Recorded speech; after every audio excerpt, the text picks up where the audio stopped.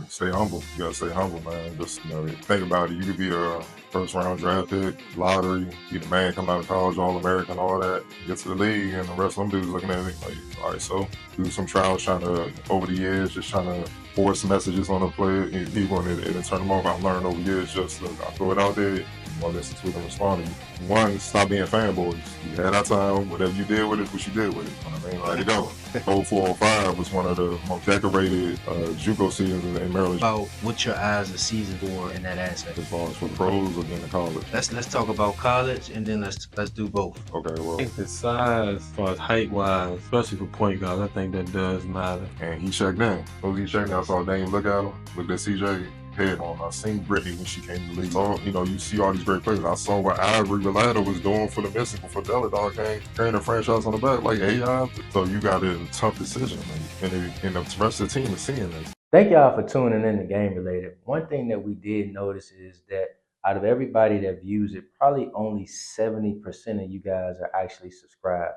If you guys really like and love our content, we would really appreciate it if you click that subscribe button. And along with that, we're going to promise you that we're going to continue to give you good content.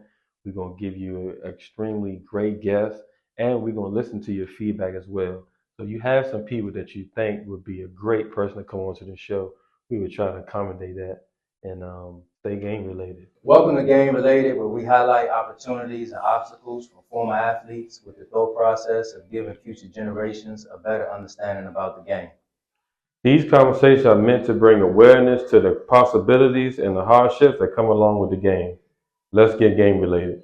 All right, y'all, welcome back. We got another episode here. Really excited about this one. I think we're going to jump into some different topics today. We got our guy Cardell Dudley in the building. Runs a great campaign with Finest Magazine.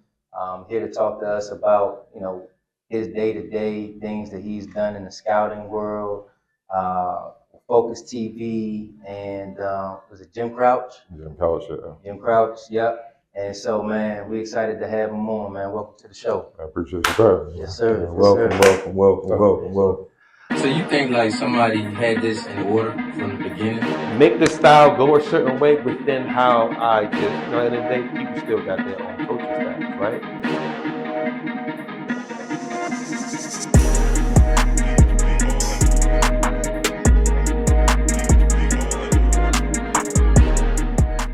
All right, man. So the first thing we always ask is about handling success. Now, you're scouting and things of that nature, so you're watching kids climb the ladder. Mm-hmm. But obviously, maintaining that level of success is a different animal. Right. You know what I mean? Talk about what steps do you feel players need to take in order to maintain that level of success? I mean, it sounds cliche, but stay humble.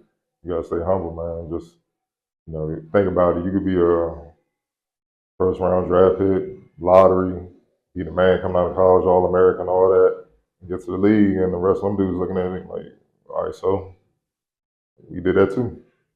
But if you come there with a cocky attitude, they're gonna be turned on by you. They're not gonna help you, and they're gonna try to make life miserable for you. Whereas if you come there like, look, I'm hungry. I'm just here to work. I'm here to learn. Whatever vets give me, I'm gonna take it.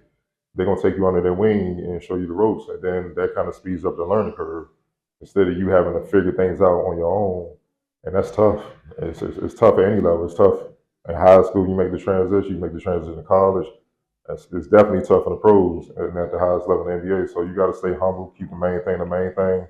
And one life skill I try to live by is understand, especially this day and age with so many social media, so many people having access to you. You gotta know who to listen to and who not to listen to. And it's even more prevalent today than even when I was growing up because of social media. I feel like the quality of OGs has dropped as well. I'm gonna keep it real. They went from calling us young bucks and treating like y'all youngins. Staying the youngest place to, man, you a little bro, man. You almost on my level, and it's like, nah, you're not. And now you got the youngest thinking they on par with a lot of grown men. And that can get kind of mixed up when you're trying to deliver a message and stuff like that. But how can you blame them? Yeah. And then youngest got to say, no, you're not. They have to understand. We was feeling ourselves to a point where we was your age. We know how you feeling and whatnot. But just turned 40. When you look back, you realize you didn't know nothing about life. You didn't know nothing. It's just you just didn't know nothing. And so you try to give them the game. Hopefully they listen. I've learned through some trials, over the years, just trying to force messages on the play, people, and it turn them off. I've learned over years, just look, I throw it out there. You want to listen to it and respond, or you not. The rest is up to you. And if you respond and you want more, cool. If not, I'm gonna keep it moving. I don't have time to stress out about somebody who don't want to listen. It's counterproductive to what I'm doing. It's disturbing my peace.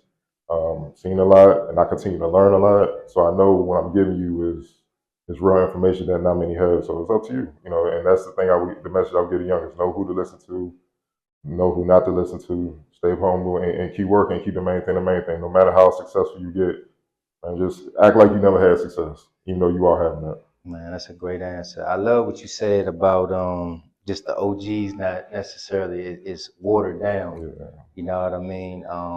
And what would you say from our perspective? Because now we kind of in that stage of being the older generation. Like, what needs to change on our end to help?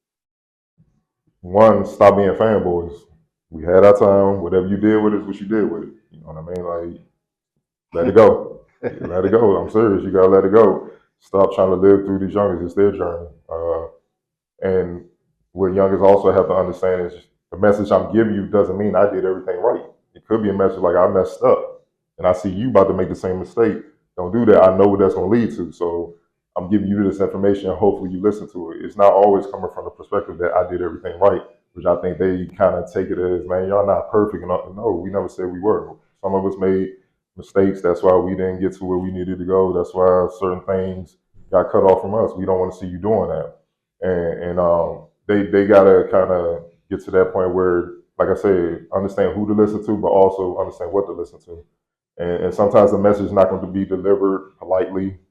It's not going to be the ideal situation, but it's necessary. It's just like if we walking down the street, if I see a car about to hit you, I'm gonna say, man, move the. It's gonna be urgent. I can't be like, hey man, would you mind scooting over? It's too late for that.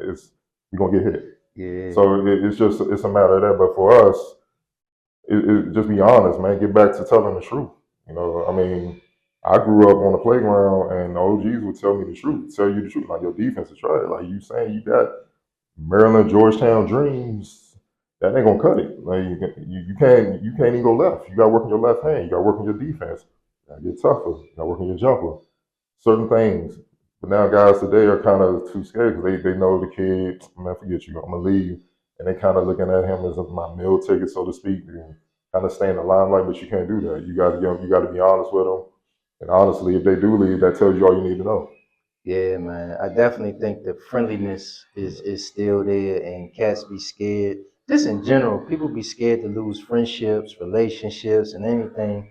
And so there goes the lack of accountability. Right. So man, let's go back to your playing days, man. You was at Friendly, right? Right. So talk about what was the style of play. Like, I know what it was, but like, talk about how much the game has changed from when you were playing. Well, I didn't even play at high school. I played a couple years at AAU, and I got picked up in JUCO from that. Oh, So I didn't play. Nope. I was on the playground, and geez, in the neighborhood, like, man, you need to do something with your talent. You wasting talent. Like, they got on me. They're like, what you gonna do is just waste it on the playground around PG County. You gotta get focused. so what JUCO did you go to? I went to Allegheny my freshman year. Okay. And then I went to Southern Maryland, and that's where I met. The Jim Couch, DMV head coach. He's my assistant coach there, and that's when I met him. And that kind of opened the door for me, playing with those guys. Like, my whole coaching staff at Southern Maryland. First of all, the coach at Allegheny, Bob Kirk, rest in peace, was a Hall of Fame coach, one of the greatest JUCO coaches of all time. But my staff at Southern Maryland, my coaching staff, Miranda Martin, Brian Hall, Coach Grant, they all had pro experience actually playing overseas. So that was a different type of teaching, where they actually trained us and coached us like pros, like pro system, pro regimen and stuff, which was different. Like, college regimens are normally hard when you transition from high school. But this was different. Like, it was tough. And we hated it at first, but we didn't quite understand it until we got to the game. And it's like we seen the other guys are tired, and we like, hold on, this is different. And it wasn't until we transitioned. I went to I signed with Lincoln out of JUCO, and then later finished up at Frostburg. When I went there, and y'all played college, y'all understand where it's like it's hard to explain. It's like a preseason when you train it. It's like a blow where you just like, man, it's tough. When you got to make a decision like, do I really want this or am I going to go the other way? It's always one of those with the condition and stuff, and then you push through and you realize, all right, it's all right. Well, when I left Southern Maryland, went to Lincoln and Frostburg, they tell me 4-year schools are tougher. I kept waiting for the blow, it never came. That's when I appreciated what they did for me. You know what I mean? The regimen, the work, the workouts, the drills. Like we work, 5 a.m. workouts, class, middle of the day, individuals, study hall, weight room, practicing, and like in JUCO, I know D1 and stuff. They have certain hours. JUCO ain't, so we can church of the wild. Man, look at it, man. We can start practice at 5. There was times we didn't leave till 10, like working. So I get there, I'm like, this all y'all doing? Like this? Where's the work? I need more. I'm used to more, and it never came. So it's like, okay, I appreciate what they did. On top of the knowledge they gave us, which included, it was a time where in practice, well, over a course of a few days, we wasn't keeping the main thing. All of us talking pro talk and all that stuff like that, because that year, 04-05, was one of the most decorated JUCO seasons in Maryland JUCO history. We had 6 nationally ranked teams in our conference alone the entire season. Damn. So the player of our year went to Craig Winder. He signed with Texas, so he played with KD and LaMarcus Aldridge and PJ Tucker. So Rick Barnes was in the gym when we played him. You see what I'm saying? And we all know Allegheny was a pipeline from Maryland and a little bit Georgetown and stuff. So those heavyweight coaches were in our gyms heavy. Watching other guys watch you play. So you got seen. You see what I'm saying? So at the time, we didn't quite know. We just knew dudes were nice, so you had to bring it, but we didn't quite know until after we left. We like, yo, that was a hell of a season. Like, it was one of the toughest periods in Maryland you could ever. Probably going all the way back to when Steve Francis and them were doing that thing. So, with that being said, we was having pro talk because we feeling ourselves, we thinking we good. So Coach Danny didn't tell us. One day we in the gym, we look up and 5 dudes walking in the gym. I'm like, who's these dudes walking in the middle of our practice? What's going on? And that was their boys that they played with overseas who was still playing overseas. They just happened to be in town before they left. So he called them in. They was like, all right, we're going to scrimmage. Y'all think y'all pros? We're going to find out if y'all pros. And they destroyed us. They destroyed us bad. Like, we were about to fight each other. And that's when you understood what the pros were about, simple stuff. Just getting to your spot, knocking down the jumper, not even real screens, not just going there and moving out the way, real screens, just that bump, delaying it, daylight, knocking it down, defense, dig down, real dig downs, trapping, just the details was at a higher level than what we knew and what we were playing at that time. And that taught us a valuable lesson. Then they sat down OGs and gave us the real. Yeah. And really told us, picked our games apart, told us what we need to improve on, where you at, you got the potential to be here. We need to work on this. And the main message was, y'all got to handle business here first before y'all even think about that. Now, some of them had good lives. They're making 6 figures, villas, got a nice family, accolades out up to here, getting NBA trials and stuff like that. They doing their thing. But they're like, y'all not there yet. Y'all got to keep working. You know what I'm saying? And they just schooled us. And we needed that. And I always remember that. And that's what I try to give the youngers I talk to and stuff, just be honest with them. You know what I mean? Because that knowledge that they had at the time being professional overseas was something that I hadn't experienced yet. Maybe a little bit playing at summer leagues or something, not like that, where it was just a full out scrimmage. You got to feel it.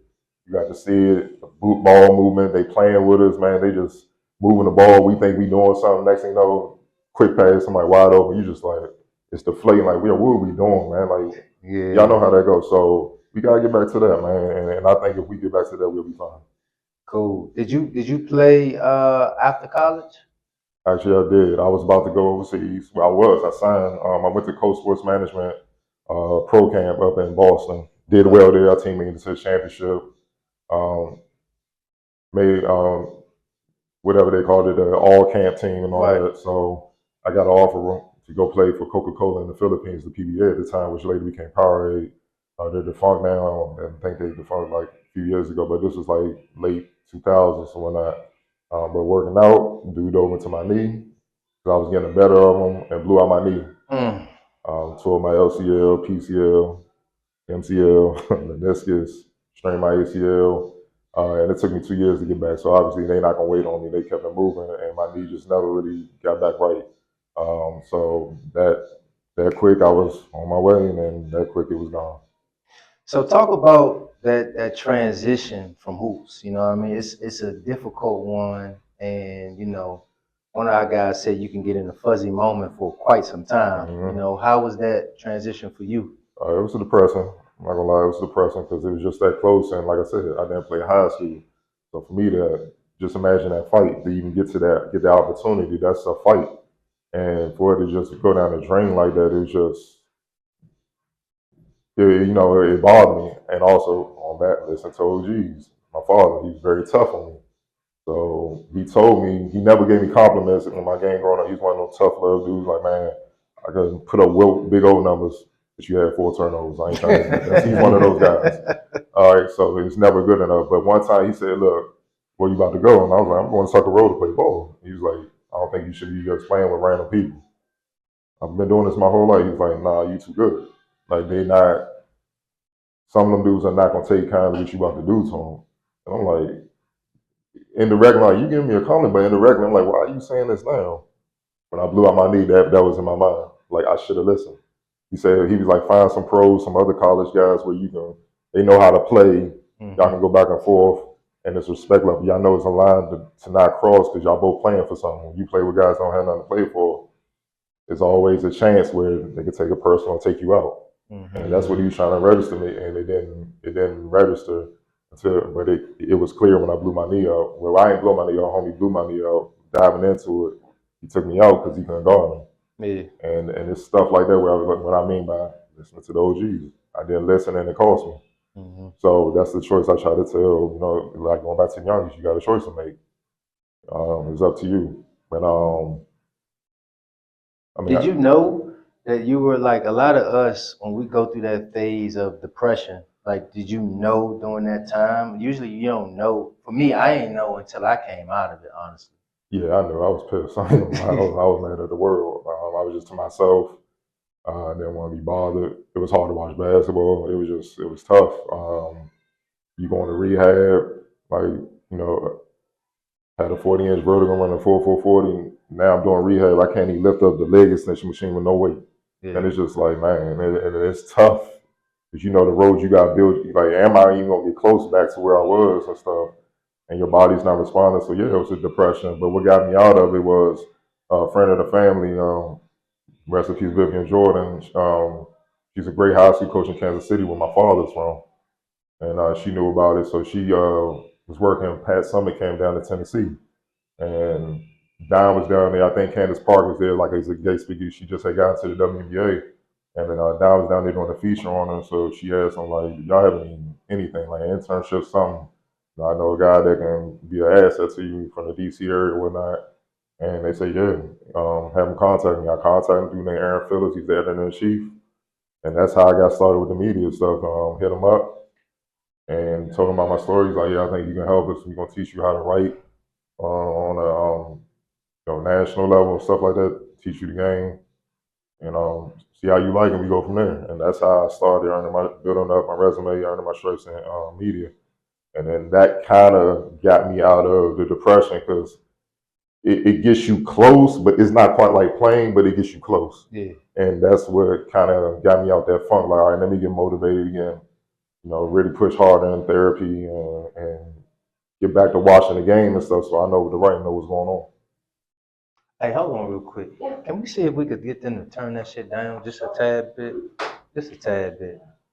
Yeah, I'm about to say that went right into the it go right into the next question. Question. If we can get them to just a tad bit.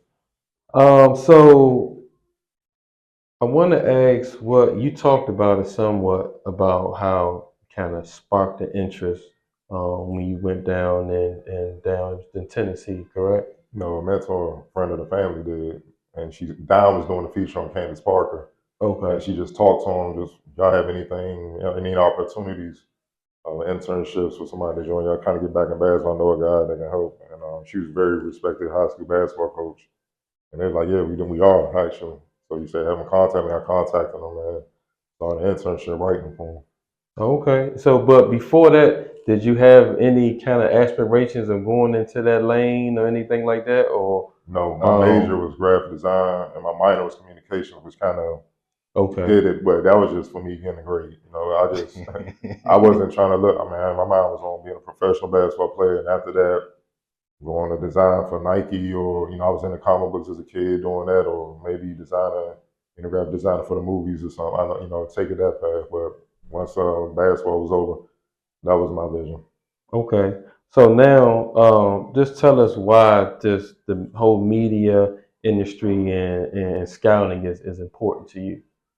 Well, outside of keeping me connected to basketball, it gives you information. Information where I can relay real information again to these youngins and to these families, and to help them really make educated decisions, man. Because there's a lot of BS out here. It is, even from some of the coaches they trust, guiding them to schools that they think is great for them and looks good. That's why you see the transfer portal is crazy. And it's not good for you. You know what I mean? Because they're not being honest. You're not. It's not a knock on your talent to say, okay, you're not. Y'all watching the Above the Realm when Shep was like, Georgetown, I don't think so. Yeah. That's how we got it raw and uncut. And it was just like that. Go work on your game and then become Georgetown ready. What you getting your feelings for? Now you hit a kid with that he's gonna disappear. He's gonna leave. He hating on him, and that's not the case. It's not. I mean, just being honest, that's not the case.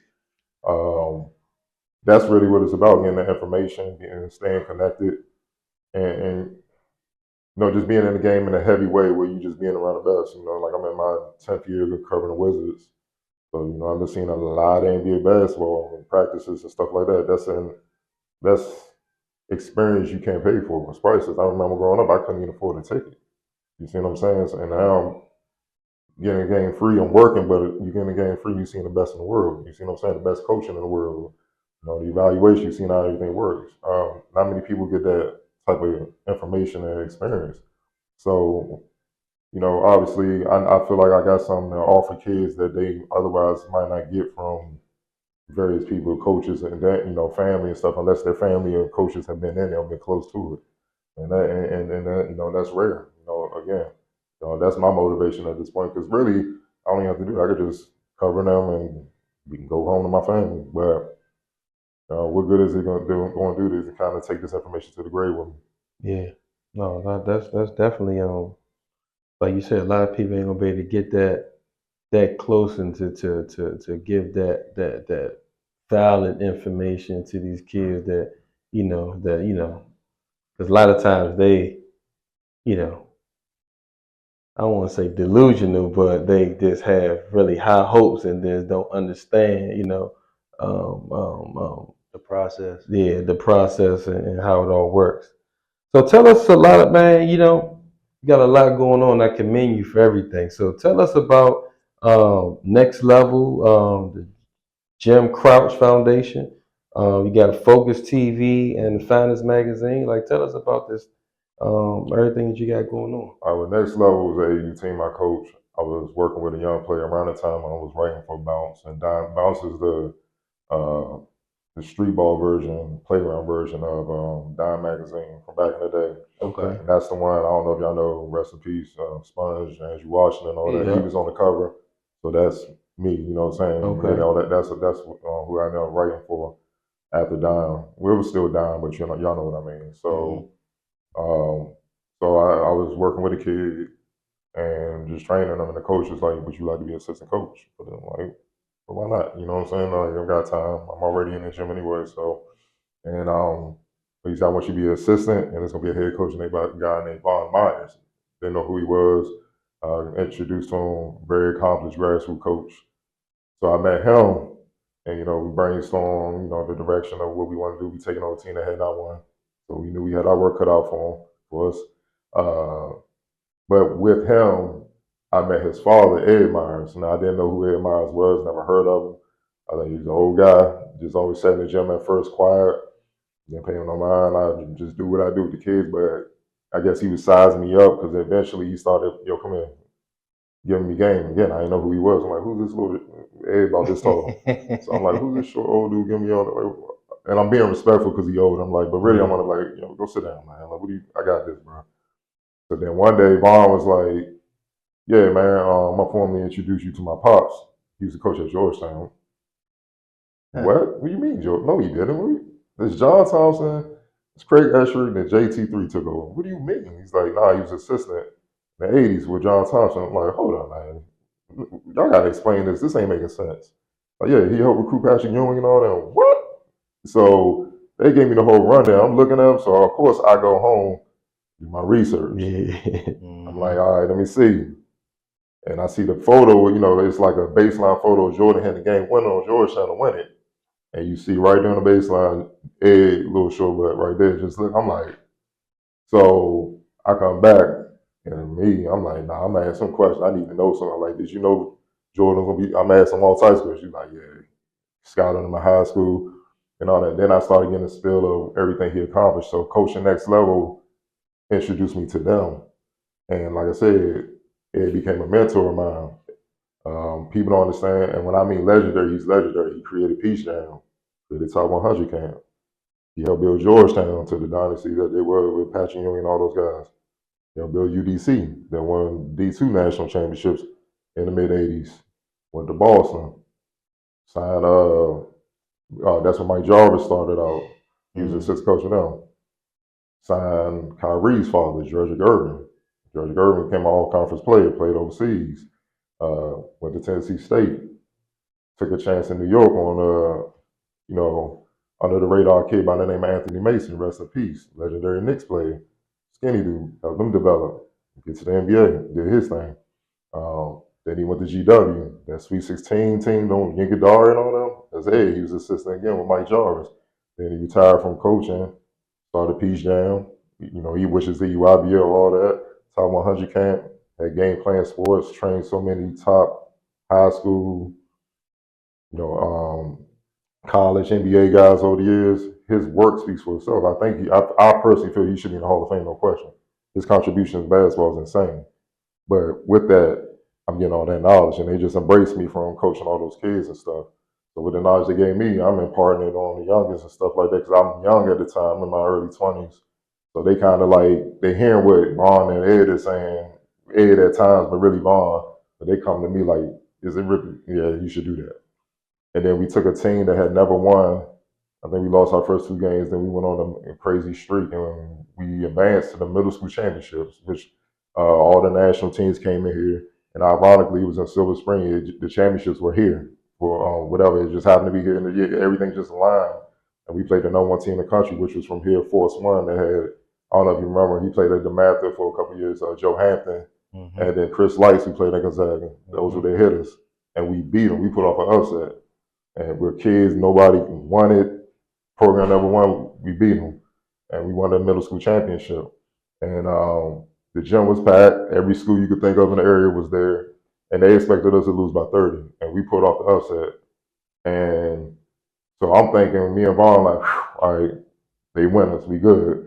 So, all right, get the trophy, get up out of here. Man, we spent like the next hour and a half talking to high school coaches about the kids because they was recruiting them on the spot. Like, no, we won them. Y'all did an excellent job. And that was one of the most gratifying feelings in basketball. And meanwhile, in the cut, I see Ed laughing at me. He's like, welcome to coaching, brother. You know what I'm saying? Yeah, this is what you got to deal with. I'm like, man, I'm ready to go. He's like, nah, you got to handle your business. You got to help the kids out. It's part of it, man. So, that next level was a great experience. It didn't end well because, again, you're dealing with, certain directors that want their team back now that is successful and stuff like that. And they came in and tried to, undercut us and stuff. We just left and never rebounded. And the kids left. And then, the program imploded. So that's why you never heard about them again. But we was on our way. It was even talks with Nike came in the picture, like, we want to sponsor y'all because you never seen nothing like that. Heard it, not even paying attention to these kids till you win in the middle school national championship, heading into high school. that's a hell of an accomplishment. So then, I'm gonna tell you how me writing for Don connects to Jim Couch. Okay. Jim Couch is a legendary head coach from New York. Trained Kareem, Mm-hmm. started Rucker, put it on TV. Dykeman, the Dykeman League, I know y'all see on social media, helped create that. And pretty much every top New York basketball player has came up under him. Coach with, Mike Malone, Brandon Malone, his father, who recently passed away. They were best friends. Would coach up at Rucker all the time. So his ties in basketball runs long and it runs deep. His son, Sean Couch, was a hell of a player. He came up same time with Kenny Smith and Mark Jackson, Chris Mellon, all those guys, Rod Strickland, all those guys. And he actually got drafted from Columbia to the Pacers in '87, same draft for Reggie Miller and all that. And Sean Couch was the editor-in-chief of Bounce. Okay. That's how I got to know Sean. I didn't even know he played basketball. I just, at the time when I wrote for Bounce, these were the guys that ran it. It was him, Bobito Garcia from the Bobito and Stress Show, legendary DJ from Def Jam. The dude, the Jay-Z Big L freestyle on the radio show, that was his radio show. So legendary figure like that. Jesse Washington that wrote the John Thompson book, Rice Foot Undefeated. He was on there. And my media mentor, Ali Danoir, who wrote the Dunbar book for the Dunbar basketball team, did the 30 for 30 on ESPN. He was a producer on that. Writes for everybody, Slam and all that, Baltimore. He did it all. Dunbar in Baltimore, right? Dunbar in Baltimore, the Poet Pride, the book. He wrote the book. Okay. The ESPN did a 30 for 30 on it. And he was a producer for it. So, like hitters in the industry, those are my OGs with Bounce. So those are guys that taught me the game. So keep in mind, Sean is right there. Yo, can you do this interview? Can you do this? Can you do that? Like, he the one that had me go see John Wall before he got to Kentucky, because he wanted me to do a feature on the North Carolina Pro-Am. So I talked to the commissioner, Errol Reese at the time, interview him. And that's when I saw John Wall. Like, I don't know if y'all remember the dunk he had on Stackhouse. I saw that. So I knew what was coming when he went to Kentucky. I was like, yeah, how's he on? Sheesh. Yeah. He was a bad boy, man. So he was ready for the league. That like it was tough. He was tough, man. So I didn't know anything about his basketball exploits. So it was just like years later, he asked me like, "Oh man, would you mind from seeing me do the work? He's like, would you mind scouting for Jim Couch? You just scout the DMV for us, get some kids up here." And I said, "Fine." I was like, well, what is it about? Is it another showcase? And then he just gave me the rundown about his father. I'm like, okay, so I do my research on him, and then naturally his name comes up, all Ivy League player and this, and then I'm starting to see photos with him and Rod Strickland, Mark Jackson. They doing work. He got drafted by. I'm like, hold up, man. Like, I call him like, why didn't you tell me about all this, man? He's like, oh man, that was a long time ago. Like your name respect in these streets in New York. Like, what's going on? He's like, that was a long time ago, man. It's all that. Played in the CBA, done overseas, put in work, man. Put in work on the court, man. And he's a perfect example of a guy that could do it, but transition left that where it was, and it's about helping kids. He don't really carry that on him. You really gotta know him to know that about him. And that's how I try to carry myself. I just leave what it was alone. But when it comes time, if I get a kid in the gym, I'll show him. You see what I'm saying? So that way it would just it would be more beneficial that way. So that's how they connected with Jim Couch. Been scouting for them since 2017. We done had some nice players come through, elevate, get to the league, overseas, doing their thing in college. 2 years ago, we started the Jim Couch DMV team in the Kenner League, which is geared towards developing guys and really developing them, coaching them up during the summer. So during the summer, they just not rolling the balls out and just go hoop. Like, you really getting something, so you go in your season and fall, you even better. And, we've advanced to the championship both times, fell short, 2 years, which is in our first 2 years, but it's still a hell of an accomplishment. Got a couple guys in the G League now, overseas. We was talking about Everett, that's our point guard. It's been a hell of a run. It's been fun. And they got the same mission and ideals as I do as far as helping the next generation maximize their potential, so it fits. It's funny. You just said maximize your potential. That's his brand.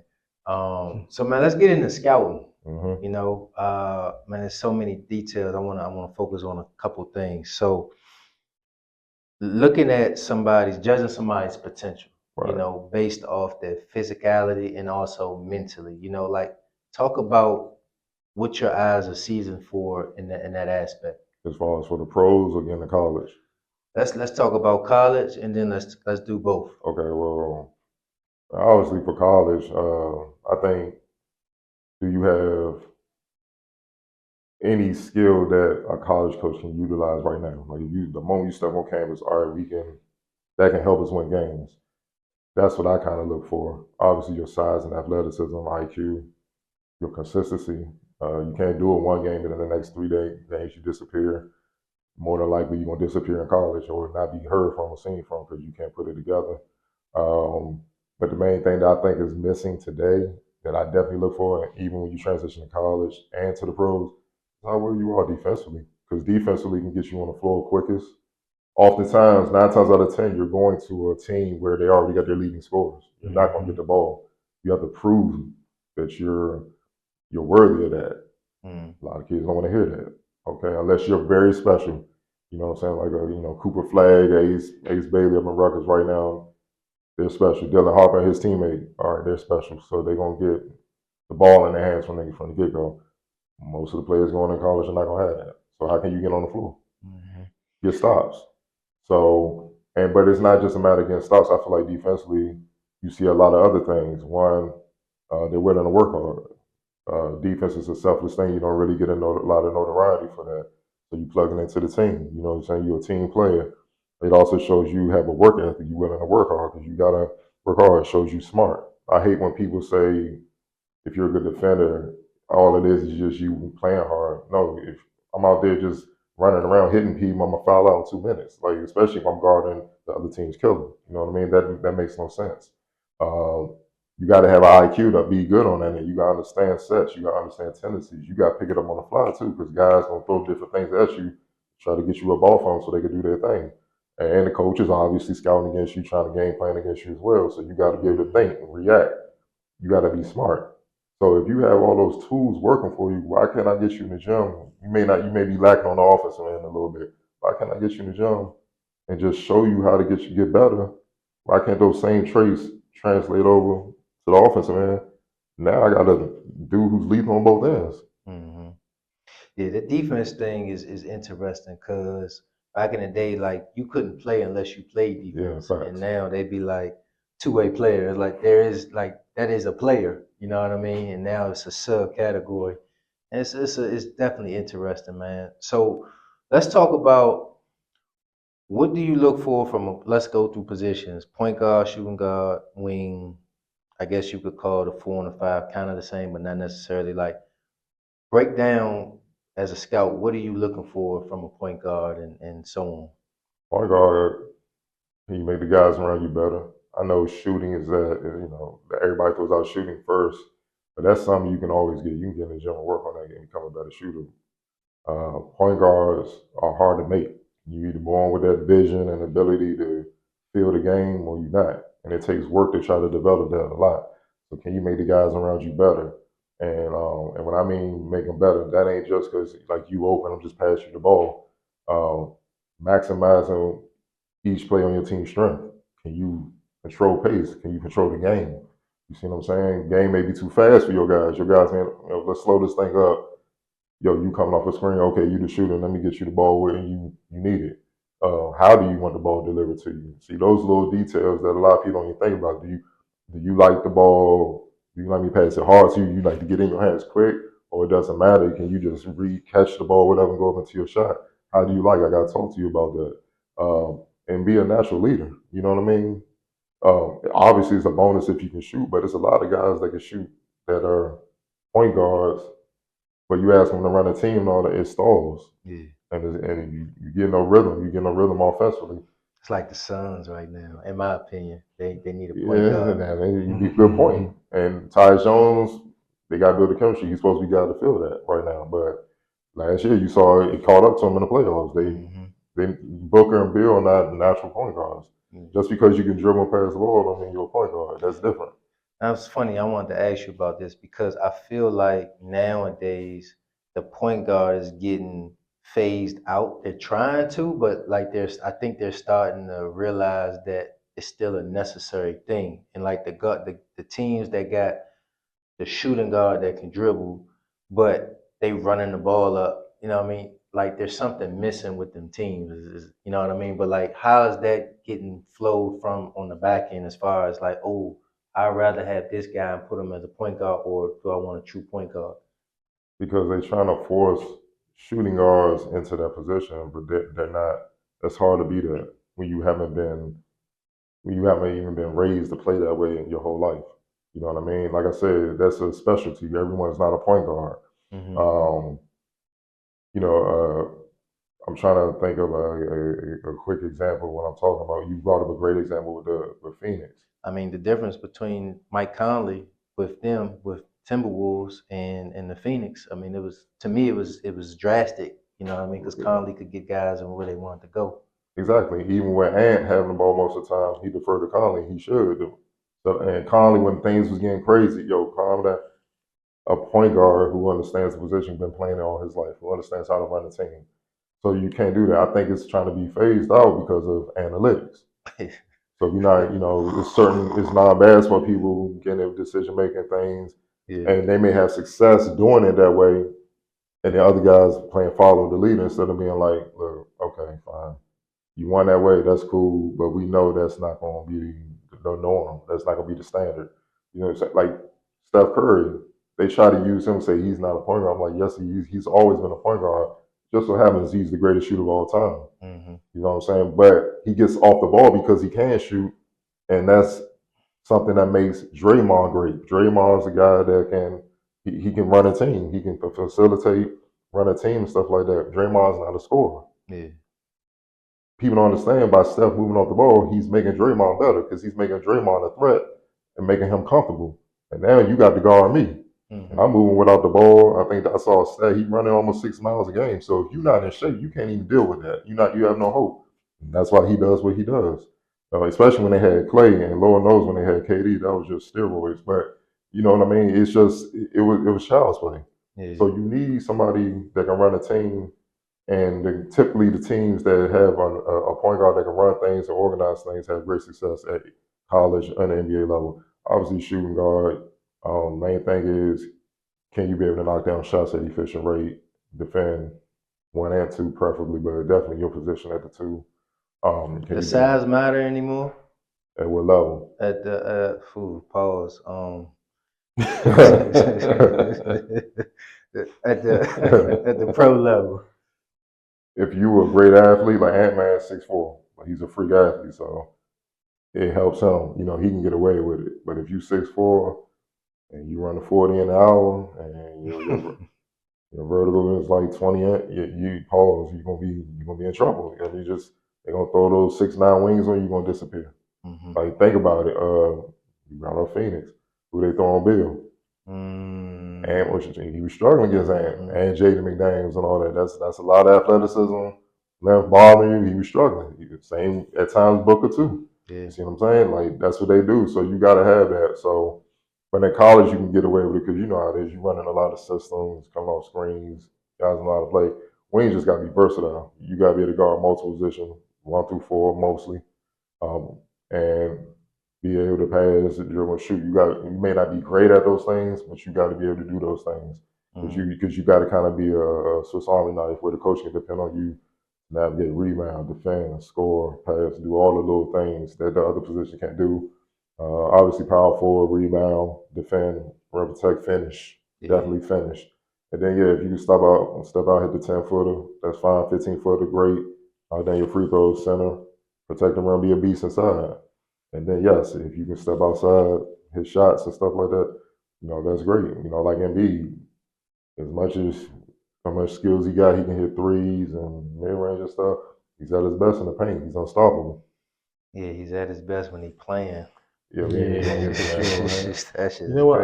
I think the size, as far as height-wise, especially for point guards, I think that does matter. I know Isaiah Thomas, when he was with Boston, I know he had some injuries, but I feel like that was one of the factors why they kind of got him out the way because those times, them seasons when they was going to the playoffs, teams started recognizing him and saying, They was okay, punishing them we're on gonna put him defense. in the paint now because Mhm. it's kind of like how we say mouse in the house, he too small. We're gonna take advantage and exploit, what I'm saying, this matchup right here. Was it because he was small or he didn't play defense? But I see, mean, maybe it's a combination, but see, you look at a guy like Nate Robinson when he was in the league, they ain't punish him like that. You know what I'm saying? And he's smaller, so it's just he was never a great defender. So it's just, and that's the thing. If you can't defend, the league especially, they're evil for picking on you if you can't defend. I'm not gonna say who it was on the Wizards a few years ago. They played Portland. Dame and CJ was in the backcourt. I'm not gonna say who it was. It was an overseas guy, and he checked in. As soon as he checked in, I saw Dame look at him, looked at CJ, head nod, like, and I caught that. I was like, "What's that about?" So I'm like, maybe some beef I don't know about, something like that. Man, they hit this boy for 4 straight threes. Scott Brooks had to bench him. I guess they like whoever he get on, go. That's exactly what it was. Pick and roll, come in. Nope. You trying to hide? Nope. Yo, you come and scream me. You got to switch off. Bomb, bomb. Wizards went from being down 2, down 14, just like that. Yo, you got to sit down, man. Damn, that's Quit. crazy. And it happens all the time. You'd be surprised. So you got to be able to defend, man. That's how they was doing Luca in the finals. Yeah, they switched. They was like, "You gonna play defense today?" Yeah. So let's was there ever a time where you scouted a player and they turned out better than you expected or worse than expected? Well, one that was better was Jamal Murray. I saw him, Nike Hoop Summer game, and he shot bad. He was 3 for 20. And let this be a lesson. Don't ever judge a player off one game because he can be good enough and just be having an off night. It happens. Or he can be bad and have an amazing game. You like, he's that deal. And then you look at him, you're like, what was I thinking? You got to look at him over a period of time to really get a gauge for what his game is about and what he's about. But Jamal Murray, he had a bad game. He was like 3 for 19, 3 for 20. And then at hoop hall, he killed. And then, kept track of him. Obviously, he did what he did at Kentucky. I was like, damn, I was totally wrong on that. And that taught me never to judge a player off one game. You gotta give him time. Because you never know. He could be held, he could be sick, he could be hurt. You just don't know. You gotta find that out. And that's the thing about scouting. And you'd be surprised how many dudes be like, man, oh, he's trash and stuff. Like one, and this probably gonna make y'all laugh, Wizards practice. People ain't believe Ian Mahimi, we've seen him on a regular, he can hit 23s in a row. People like, make it out here, he's trash. People will say that. I'm like, nah, 7 feet. We seen him on a regular hit 23s in a row. It's nothing. Yeah. That really shows you how great the league is. Guys like that, you like, man, they're the best. Like, I ain't thinking about him. And if you put him in like Kennedy League or something, he would dominate. He would look like Wilt. You know what I'm saying? And make people rethink some things. Yeah. Now I'm laughing. I'm thinking of my man Quinn. Quinn, everybody, obviously he's performed, but before he got on the Warriors and had his games, everybody on the outside thought he wasn't that good. You know what I mean? And it's different. That 12th man on the bench or 11th, 10th man, whatever. Like they really nice and they will barbecue you. Oh, no doubt. Oh, no doubt, man. They gotta understand that, man. They in the league for a reason. Yeah. There's a lot of money being invested into them. You can't. They're not just doing that. Just they're good guys. They're doing it because the guys can do something. Hopefully, do something. So, man, I want to switch to one of the things I've always seen you do is cover the women. I love that you actually weren't just on the wave. Like you've been doing that for a long time. And talk about the evolution of women's basketball and what you feel needs to occur for it to take that next jump. I don't even think it's an evolution. I just think it's more cameras because of the Caitlyn thing. That's all that happened. And new fans, it's a social media thing. They just jumping on the wave.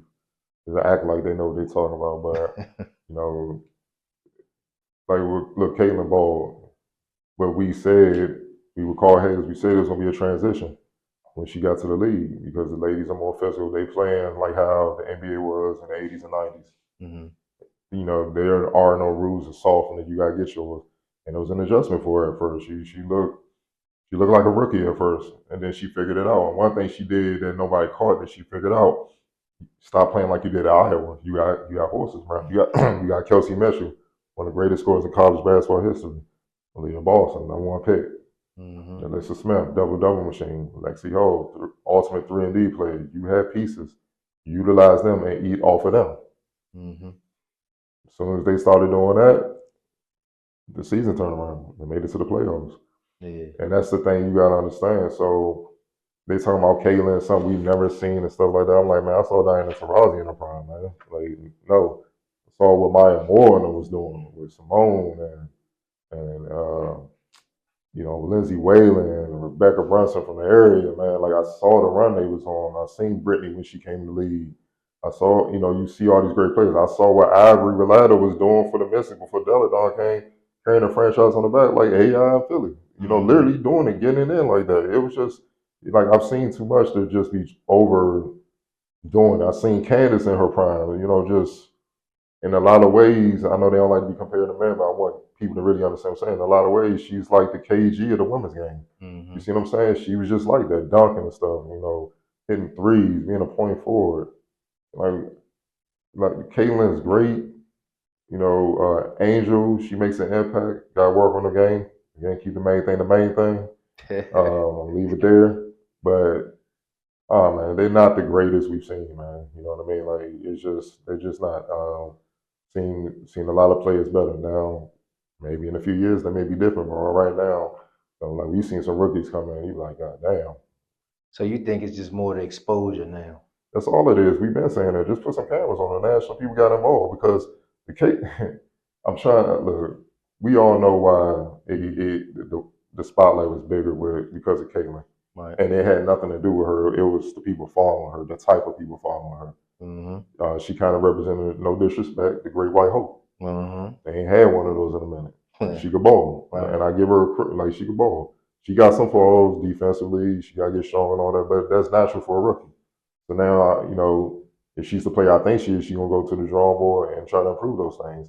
If you remember a few years ago, Sabrina Ionescu was getting that CC hype, but she struggled at first. Yeah.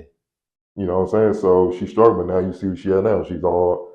She should have been, to me, all WNBA first team, but that's a whole nother discussion. But she's second team. She's all WNBA player now. All right, she was worthy of being the pick she was. So it's just about more people jumping on. But the people that's jumping on is making it toxic. It's not even about basketball. They just want to be able to say, I told you I was right about Caitlyn. So, like, no, call the game. Yeah. There are a lot of great players in the league. Talk about them. So would you say, did you watch more college or WNBA? As far as the women, Yeah. both. Both. Both. Okay. Both.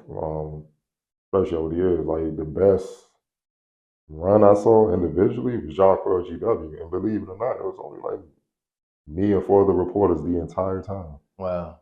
And she was literally a quadruple double there. Like, she's one of the most dominant college players to play in our area, men and women. It does not matter. Like, go back and look at it. Don't look at me. 2020 games, 2025 and 5 games. She had GW women's in the top 25.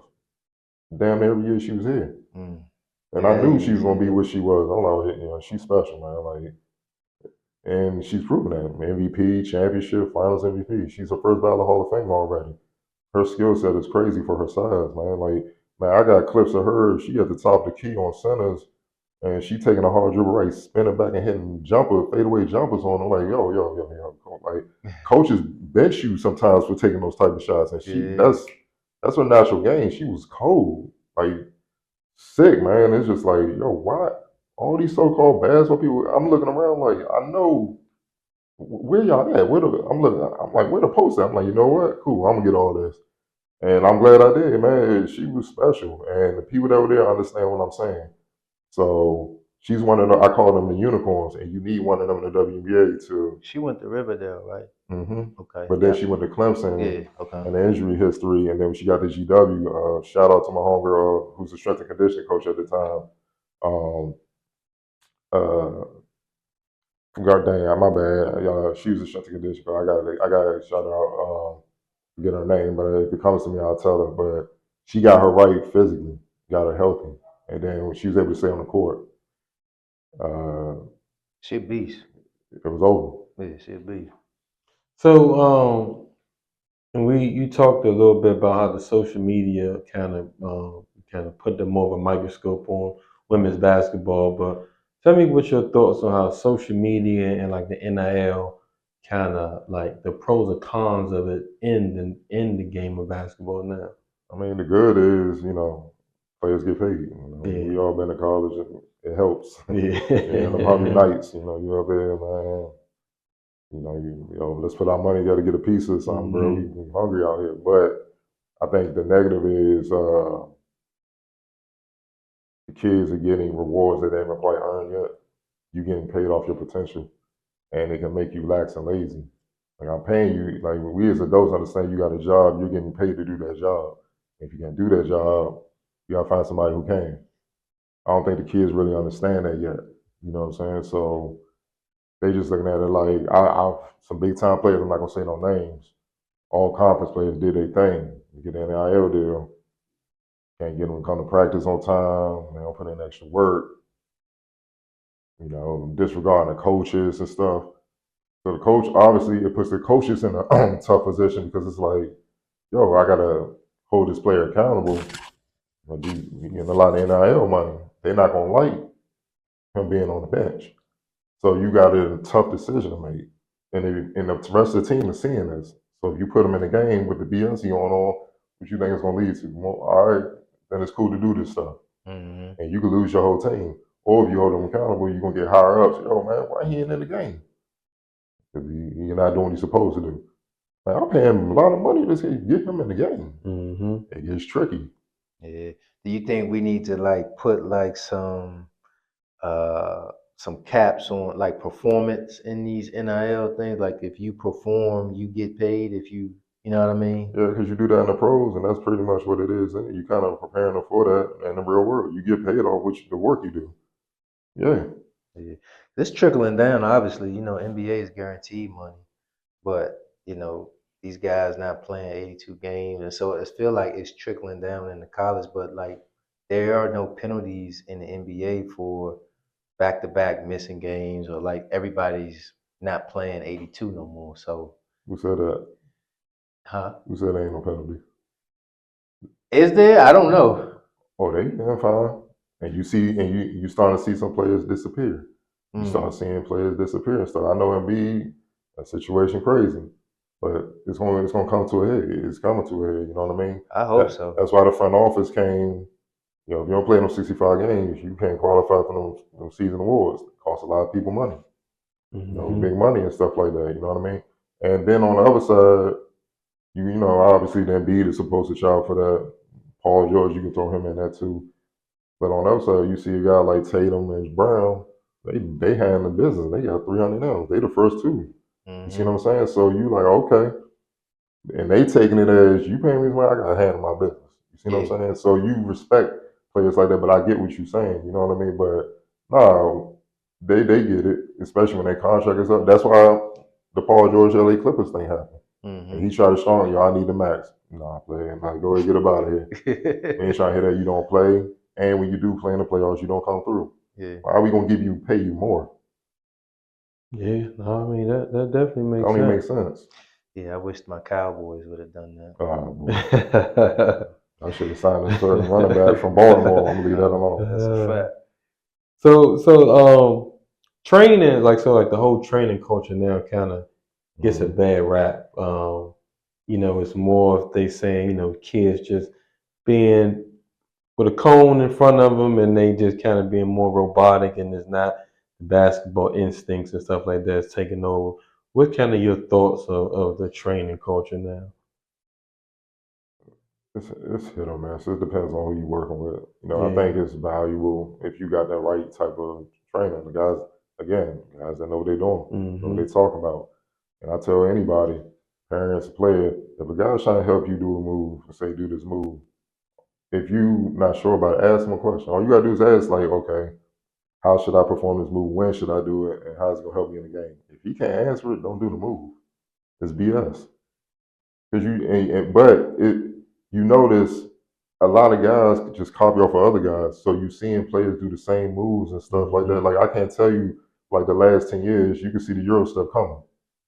It's like, come on, man, we know you about to do that. Just shoot the shoot pull up. You gonna throw him off. He already setting up, and you want Euro stuff right into a charge, and they do it. And it's just like, man, and that's where the training gets tricky. And it's like McDonald's is one on every corner.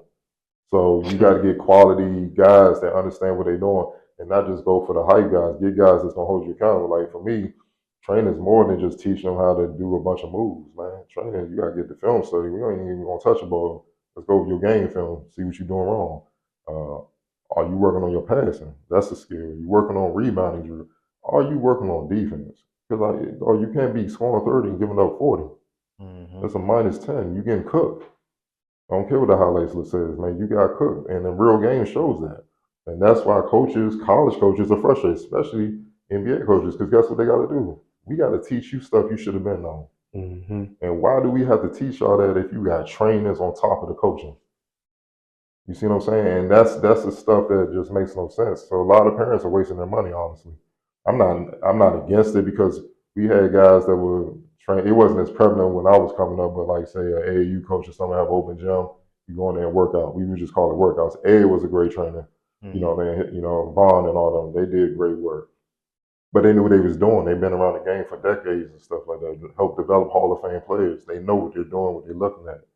Man, homie that played JV for 4 years, dog, like no disrespect. Why you working with a homie that's first team on conference in Villanova or Georgetown or something like that? It makes no sense. Or why are you working with pros? If you never even played against them, you don't even know what it feels like. You don't even understand the speed.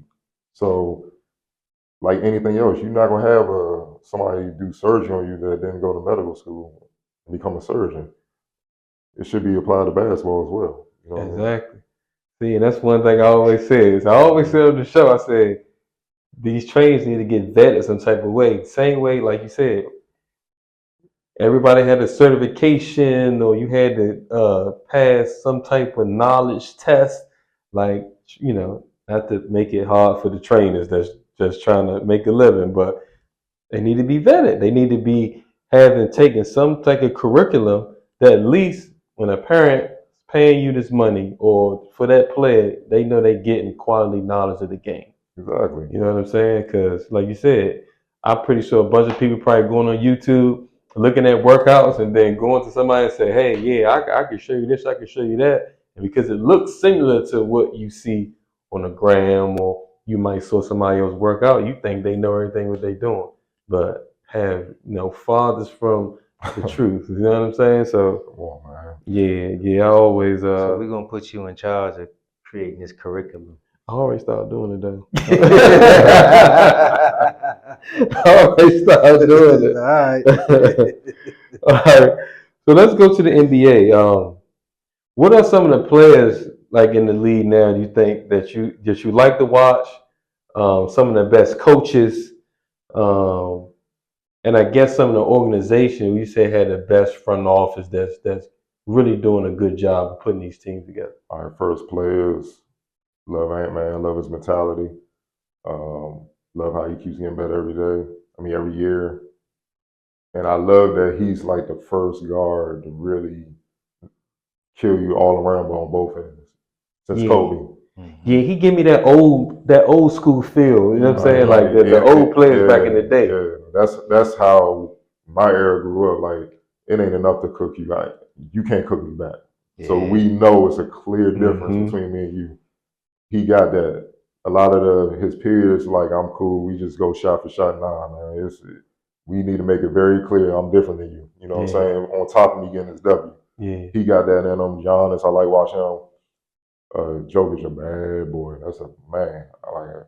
With him, I done seen him do some stuff with his passing. It's just sick, man. Like he scares me more guarding off the ball, like being help side than being on him.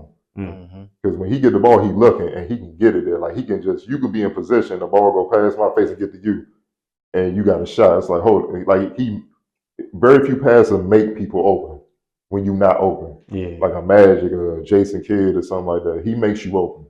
So he's he's a team all. He's a threat all himself, man. Obviously, KD got it going. I like to watch him.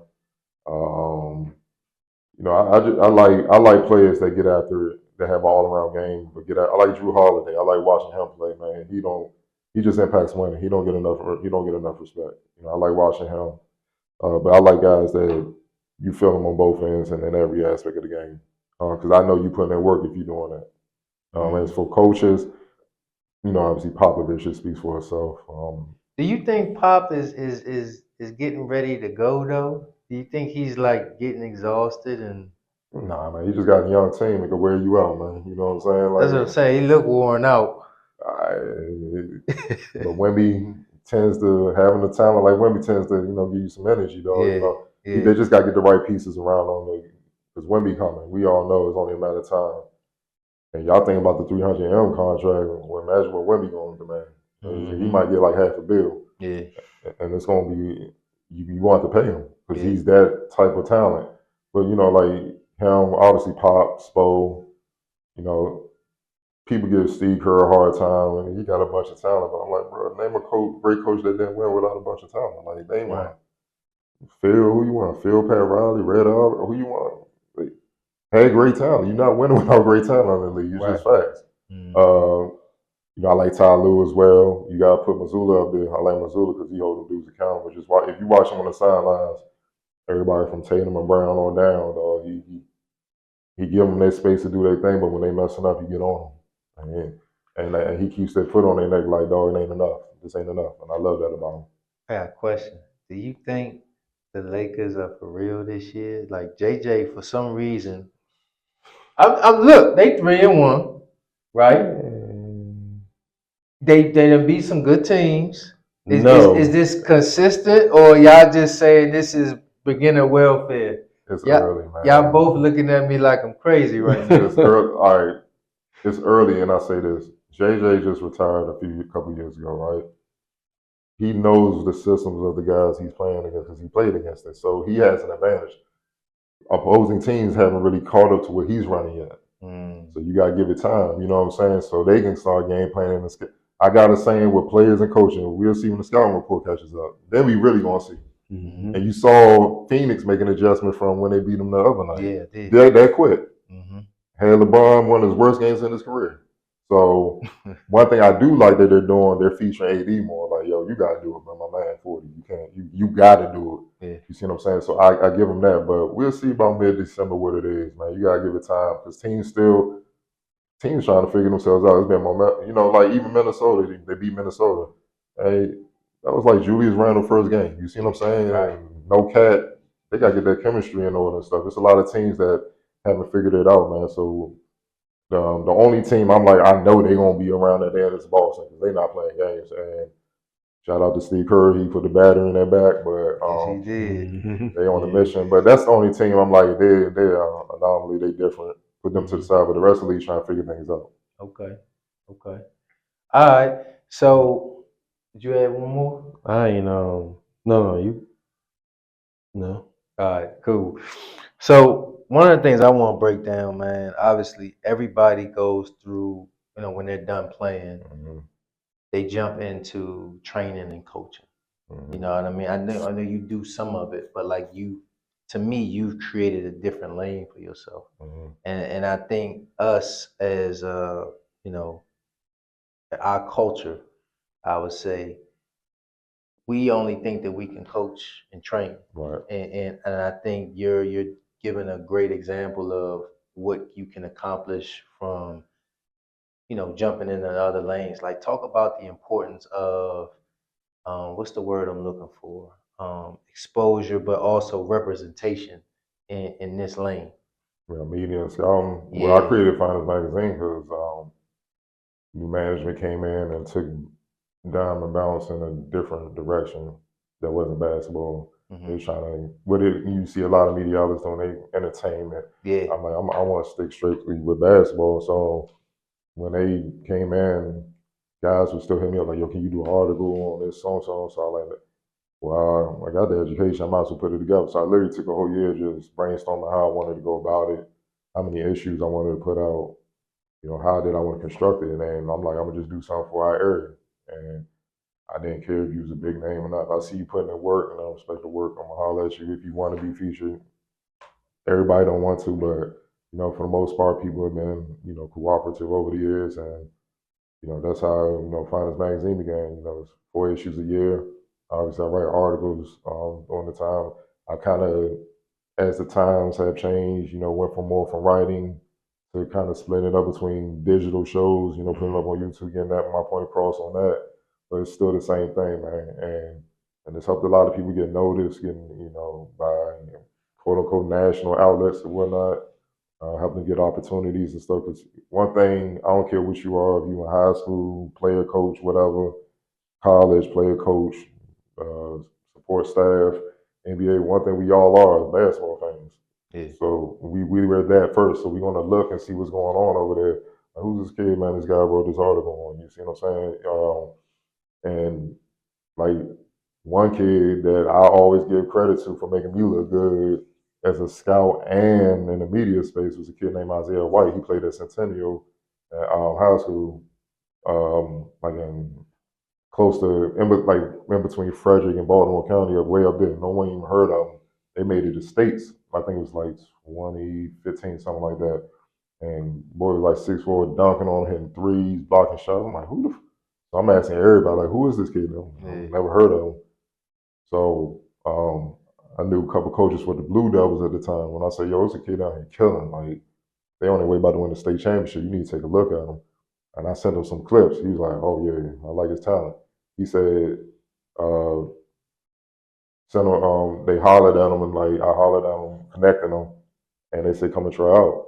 So he go on the trial, and with the Blue Devils, they had Markel Fultz.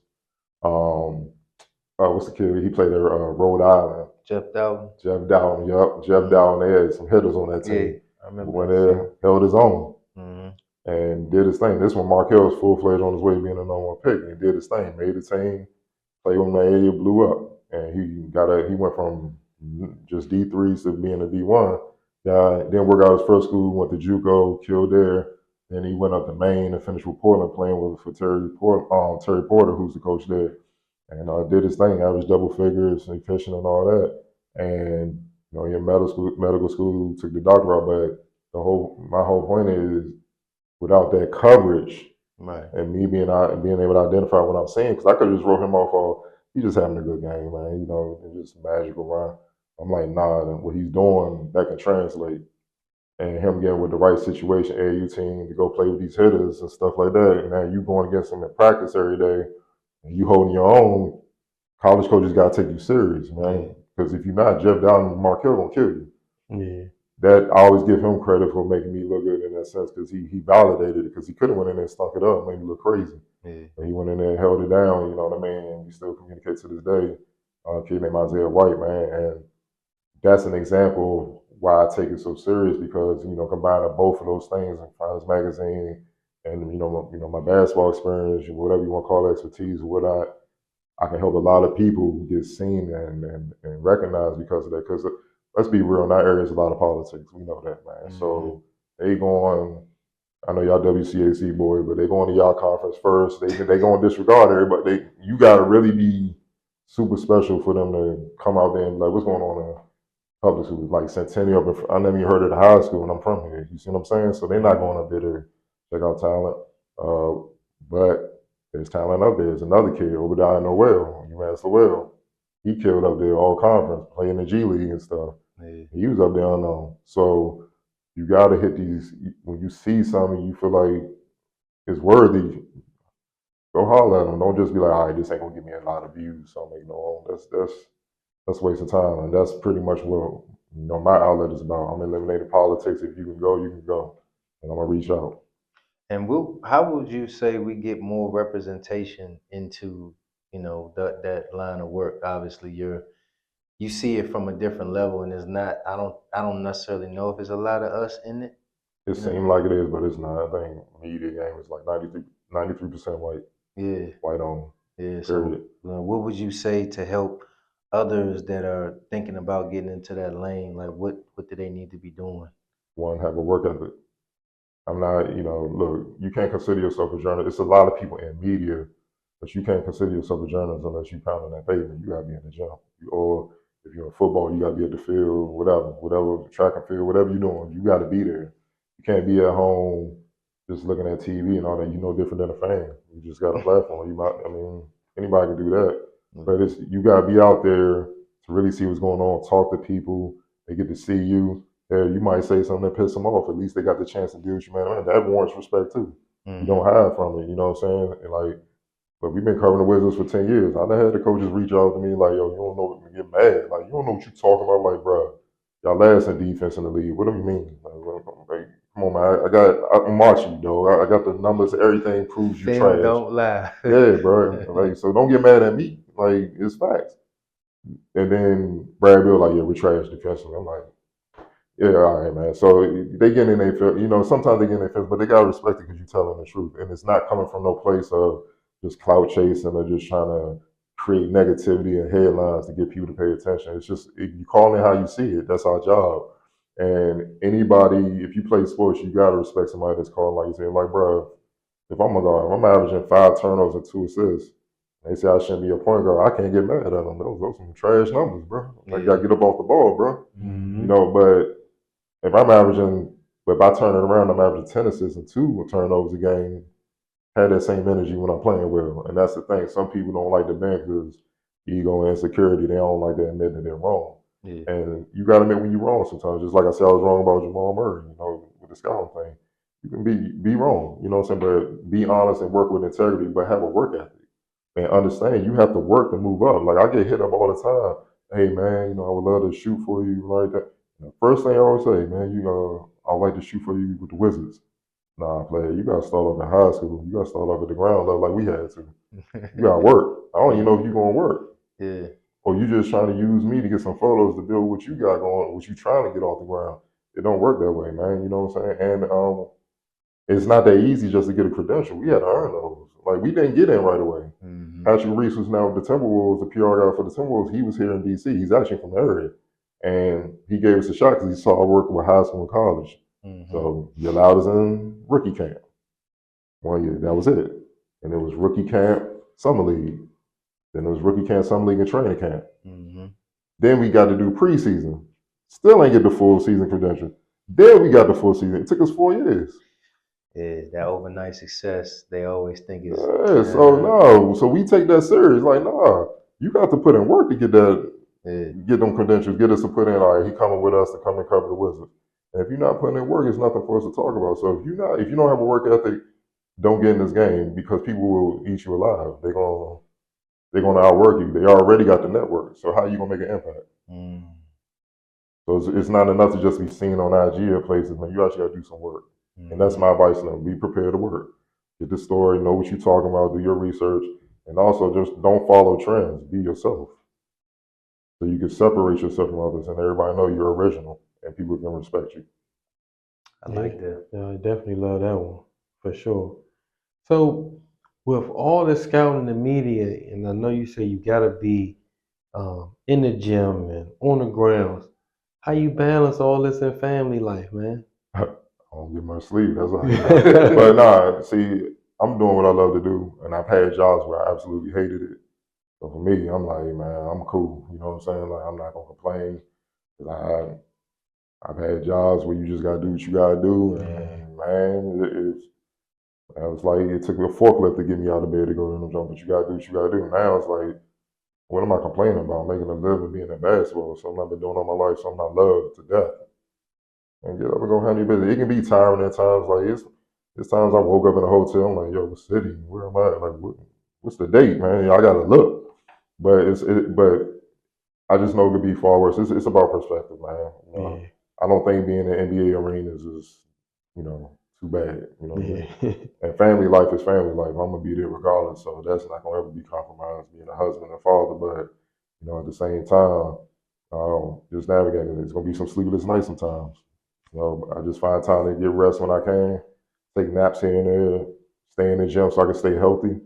And then, it only goes on from October, April, unless the Wizards make the playoffs. And then you get a few weeks off, then AAU and the missing start. You know what I'm saying? Then during a few weeks off, I try to disappear. It's family, vacation. Let me just kind of, recharge. And you kind of got to balance it out, man. And then it's off days. They're not playing every day, so it's off days where you can be cool and do you. You know what I'm saying? Try to take care of yourself. Okay. All right, cool, man. So, man, we coming to the end, man. We play this game called Either Or. Okay. Do we got, where is it? All right. So, you a health guy. So you like ginger, maybe. Mhm. All right. So if you call both, you You gotta got take that.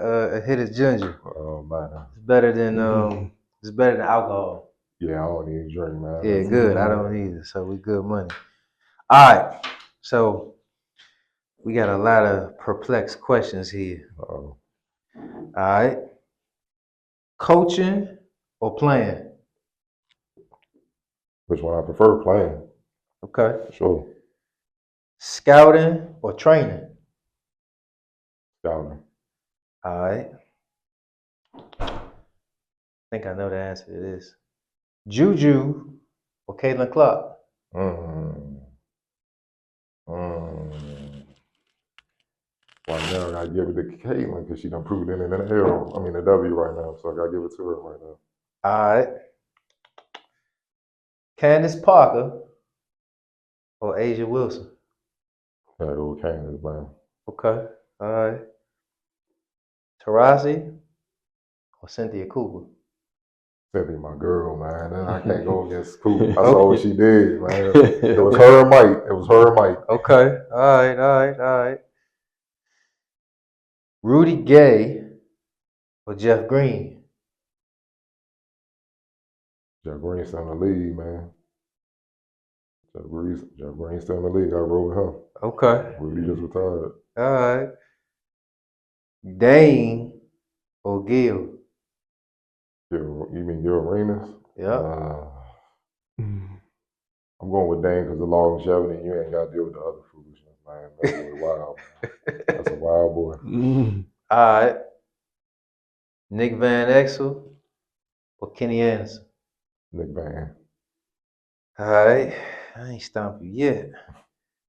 Dirk or KG? Oh, Kevin Garnett. That's why I wore 21 in college. That's easy. Easiest question you gonna get me. All right.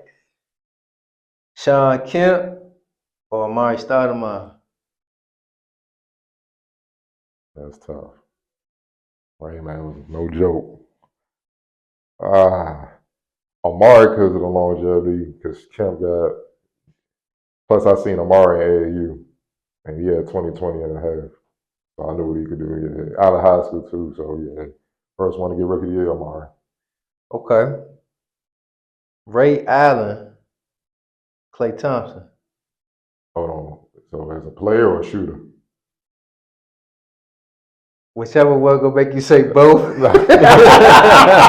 going with Shuttlesworth. He could do more. He can shoot just as good, if not better. But he had better handle. He can create better. Play handle can be. Okay. All right. Iffy. Yeah, I don't think people remember the old Ray. Yeah, Shuttlesworth days when you dunking off. Yeah. I remember he played him and T Mac in that series. Oh, it was rumbling. That joint was, oh my God. Yeah. Rumbling. All right.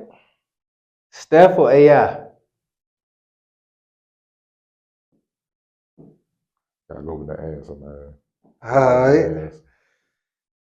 Okay. Bron or Magic?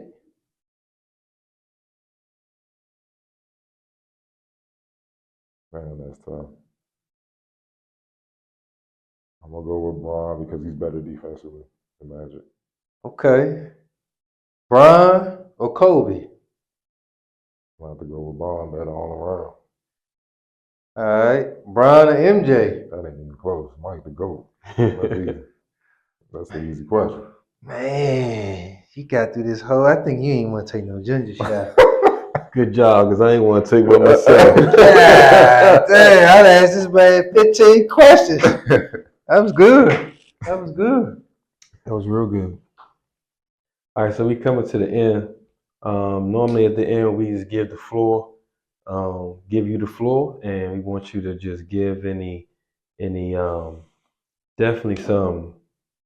You said a lot of good stuff in the interview, dropped a lot of gems, but just close us out by giving any, parents, athletes, anybody who want to get into scouting and media, just give them some words of encouragement.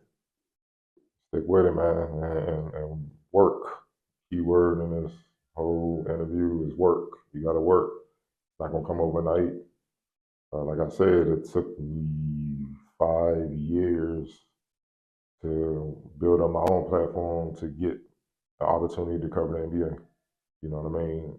That's a lot of games, high school games, AAU, WNBA, college games, a lot of games, playground, summer league, a lot of games and content to earn the right to cover that. If you're not prepared to work, don't look for much elevation, man. You know, Nas got a great rhyme that I like. Don't expect more work when you put in less work than all of them.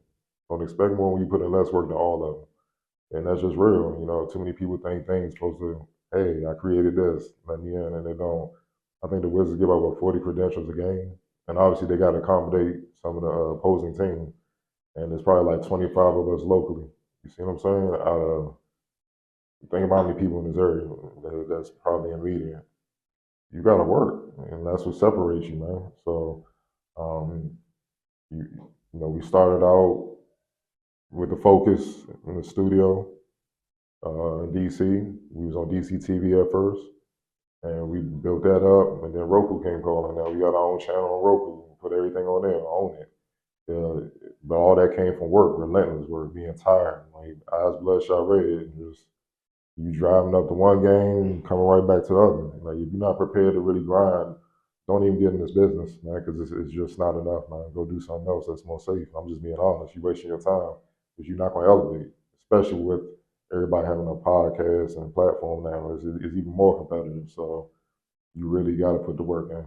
So that's my advice. Definitely work and work smart. Don't just be out here just putting the camera to anything. Work smart so you don't drain yourself, but put the work in, know what you're talking about, do your research, and be thorough. And these days, if you're thorough, you're going to separate because so many people just throwing BS narratives out there, just misinformation out there, and then hoping to stick.